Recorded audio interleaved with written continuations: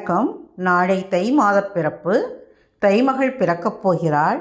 தை முதல் நாளை பொங்கல் திருநாளாக, உழவர்களின் திருநாளாக கொண்டாடுகிறோம். தை மாதத்தில் உள்ள முக்கியமான பழமொழி தை பிறந்தால் வழி பிறக்கும். இதனுடைய பொருள், தமிழ் மாதமான ஆடி மாதம் துவங்கி 6 மாதத்திற்கு நெற்பருவையில் வளர ஆரம்பித்து தை மாதத்தில் அறுவடைக்கு தயாராகும். இதில் 6 மாதம் விவசாயிகள் தான் பட்ட கடன், துன்பம், கவலைகள் எல்லாம் தீர்ந்து அறுவடை செய்து பணம் ஈட்டி துன்பங்கள் எல்லாம் தீர வழி பிறக்கும். இதனால் தை மாதத்தை தமிழர்கள் உற்சாகமாக வரவேற்பார்கள். இதனைத்தான் பொங்கல் விழாவாக கொண்டாடுகிறோம். அதேபோல் கார்த்திகை மாதத்தில் பௌர்ணமி முடிந்து மார்கழி முடியும் வரை குடமுழுக்கு, திருமணம், புதுமனை புகுதல் போன்ற நிகழ்ச்சிகள் நிகழாமல் நிலுவையில் இருக்கும். தை மாதம் துவங்கும் போது இவை அனைத்தும் இனிதே துவங்கும். சுபகாரியங்கள் துவங்க வழி பிறக்கும் என்பதால் தை பிறந்தால் வழி பிறக்கும் என்போம். பஞ்சம் தீர்க்கும் தை மாதம். விளைச்சல் முடைந்து அறுவடை நடந்து பயிர்கள் அனைத்தும் வீடு சேரும் மாதமே தையாகும். தை முதல் நாள் சூரியனுக்கு படைப்பார்கள்.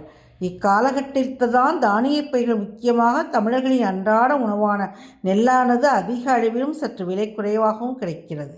உழவர்கள் அறுவடை செய்யப்பட்ட பயிர்களை நல்ல விலைக்கு விற்கப்பட்டு வரும் பணத்தை கொண்டு பல திருமணங்கள் தை மாதங்களில் நடக்கும்.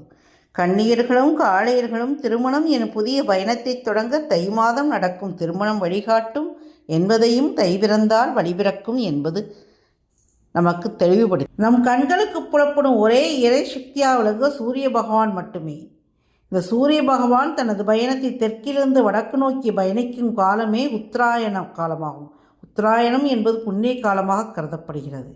தை மாதத்தில் சூரியன் ராசி மண்டலத்தில் மகர ராசி நுழைந்து 29 நாட்கள் 27 நிமிடங்கள் 16 வினாடிகள் வரை பயணிப்பார். தை மாதம் முதல் ஆனி மாதம் வரையில் 6 மாதத்திற்கு உத்தராயணம் நீடிக்கும். இக்காலமானது ஞானத்தை வழங்கும் காலமாக கருதப்படுகிறது. இதுவே தேவர்களின் காலை பொழுது என்று வேதங்களில் கூறப்பட்டுள்ளது. வேத இதிகாச புராணங்களில் இது தை மாதமானது சிறப்பானதொரு மாதமாக சொல்லப்பட்டது.